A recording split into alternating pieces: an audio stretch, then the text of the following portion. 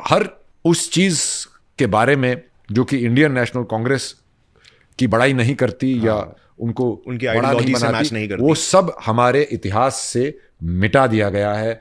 उस वक्त का अगर आप देखो परसेप्शन क्रिएशन या उस वक्त की उनकी मार्केटिंग, मैं तो बोलता हूँ गांधी जी भी बड़ा परसेप्शन में बहुत बहुत स्ट्रांग थे। गांधी जी भी शूटेड बूटेड रहते थे पहले, इंडिया आए, पहले खंडवा वंडवा बांधना शुरू किया, फिर वो धोती और लाठी पे आ गए, क्योंकि ज्यादातर देश गरीब ही था देश।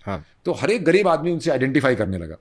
राइट, जैसे बहुत सारे पॉलिटिशियंस वहां जहां जाते हैं वहां के कपड़े पहनते हैं ना, जैसे पीआर काइंड ऑफ। जी, तो उन्होंने तो वो एक लाठी और धोती, तो उनके साथ जो भी चलता उसको लगता कि मैं फ्रीडम स्ट्रगल में पार्टिसिपेट कर रहा हूं। और ये बहुत बड़ी उपलब्धि थी। So he became a story of every common man. Yes.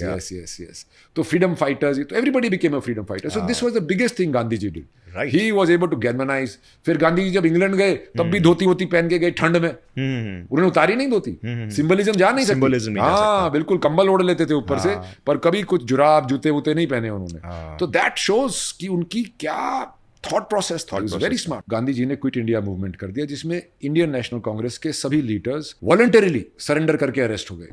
और इनके जेल क्या थे, गांधी जी आगा खान पैलेस में रहते थे, नेहरू जी भूल रहा हूं मैं अभी कहाँ पे, वहां पे रहते थे। उनको पूरा लग्जूरियस ही था, पूरा बटलर था, वेस्टर्न खाना था, गुलाब का खेत था, बाग बनाया उनके लिए, बैडमिंटन कोर्ट बनाया, उनकी 555 सिगरेट आती थी, किताबें, अखबार, सुबह चाइना की उसमें प्याली में चाय, ये सब। तो इन्होंने 3 साल वहां काटे। तो इन्होंने क्या इंप्रेशन दिया पूरे देश को कि इंडियन नेशनल कांग्रेस ही देश के लिए लड़ रही है, जहां तक सेफ है वहां तक। हाँ, उसके आगे नहीं जाते थे वो लोग। ये लोग जो भी वायलेंस से सोचता था, वायलेंस थॉट रखता था, विचार रखता था, लिखता था या करता था या इन्वॉल्व होता था, उसको काला पानी भेज दिया जाता था। क्योंकि ब्रिटिशर्स को सबसे ज्यादा खतरा उन्हीं से था, क्योंकि इनसे तो बातचीत कर लेंगे, चलो भाई जिम खाना की 10 मेंबरशिप और दे दो, खत्म हो गई बात। तो ऐसी चीजें आप बिलीव नहीं करोगे, ऐसी चीजें के प्रस्ताव जाते थे वहां पे। तो उन लोगों को उनसे कुछ खतरा ही नहीं था, खतरा था इन लोगों से। और इनका वो एग्जाम्पल, उन्होंने बहुत कम लोगों को फांसी दी एक्चुअली एक पॉइंट के बाद। सावरकर जी को भी नहीं दी थी। मदन, क्योंकि वो लेजेंड बन जाएंगे। भगत सिंह जी को उन्होंने दी। और देखो क्या हुआ उनका। राइट। तो ये बहुत उन्होंने गेम खेले हैं, ऐसी बात नहीं। और इस गेम में हमारे देश में हमेशा ऐसा ही रहा है, क्या बोलते हैं अपना, भेदी लंका ढाई, घर का भेदी लंका ढाई। ये हमारे साथ शुरू से हुआ है। सशस्त्र क्रांति जो भी करता था उसको कायर और गद्दार और ये सब बुलाया जाता था अपने ही लोगों से। और मोस्टली वो इंडियन नेशनल कांग्रेस के मेंबर होते थे, और गांधी जी खुद भी कायर बुलाते थे। वो टाइम पे भी मतलब उनको लेकर यही स्टेटमेंट्स पास किए गए न्यूज़पेपर्स में कि कायरता का प्रतीक, कायरता की भगत सिंह जी को टेररिस्ट बोला था। पर जब 1947 में एक गवर्नमेंट सिलेक्ट की गई, इलेक्ट नहीं सिलेक्ट की गई, जिसमें सारे मंत्री सिलेक्ट किए, प्राइम मिनिस्टर जवाहर साहब, नेहरू साहब सिलेक्ट किए गए, तो उन्होंने फिर हिस्ट्री बदलना शुरू कर दिया। अभी बंटवारे में क्या हुआ, 3 मेजर पार्टियां थी, इंडियन नेशनल कांग्रेस, मुस्लिम लीग और हिंदू महासभा। मुस्लिम लीग वाले मोस्टली चले गए पाकिस्तान, बच गई हिंदू महासभा और Indian national Congress.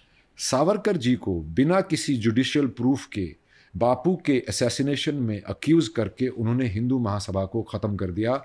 Hindu but गए, कुछों को गिल्टी फीलिंग होने लगी कि ये, और वो क्यों किया, क्योंकि लाखों हिंदू पाकिस्तान के एरिया से इंडिया के एरिया में आए थे। सबने इंडियन नेशनल कांग्रेस का बंटवारे का जो मिसमैनेजमेंट था वो सब देखा था, किया और तो पसंद नहीं आया। वो अभी काफी चांसेस थे कि हिंदू महासभा बहुत बड़ी टक्कर देती इनको 1952 के इलेक्शन में।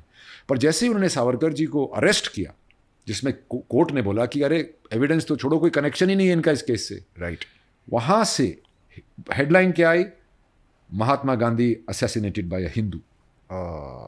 वहां से हिंदू महासभा खत्म हो गई। 1952 में इंडियन नेशनल कांग्रेस अनअपोज्ड जीत गई।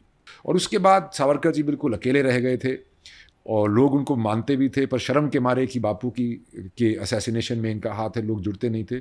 फिर जब ये मरे 1986 में, तो 6 लाख लोग इकट्ठे हो गए आउट ऑफ द ब्लू। उनकी डेथ हुई, डेथ होते ही 6 लाख लोगों ने जब ये देखा तो उन पे कपूर कमीशन बिठा दी, जिसमें एक नॉन जुडिशियल बॉडी थी जिसने पता नहीं क्या इन्वेस्टिगेशन की, और उन्हें बोला कि नहीं अभी भी शक की तलवार इनके ऊपर अटक रही है। फिर 2018 में सुप्रीम कोर्ट ने एक PIL डाली किसी ने, फिर दोबारा इन्वेस्टिगेशन की और अपहोल्ड किया 1949 का वो डिसीजन कि ही वॉज इनोसेंट। तो ऐसे करके उनको दबाया गया, उनकी कहानी को दबाया गया है।